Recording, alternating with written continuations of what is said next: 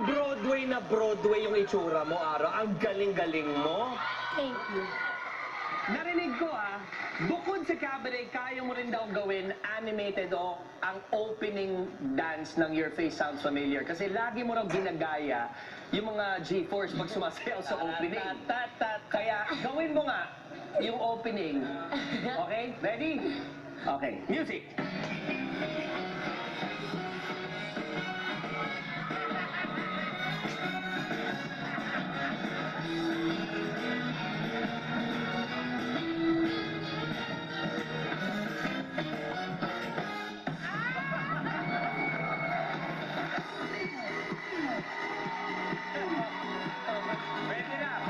Pwede yan. Para makabawas sa ginagawa ng G-Force, ikaw na gagawa nyo every opening. Kaya ba? Kaya po.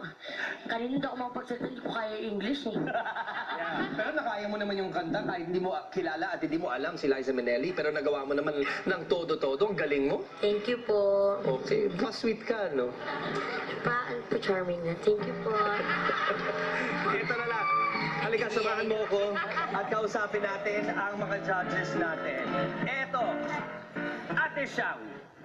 Aura, ang gusto ko sa'yo, napaka-humble mo pa rin hanggang ngayon. I just wanted to say that.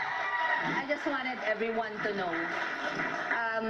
Samantalang siya yung sobrang sikat, di ba? I adore you for that. Sana wag na wag lalaki ulo mo. Thank you po. Second, Aura,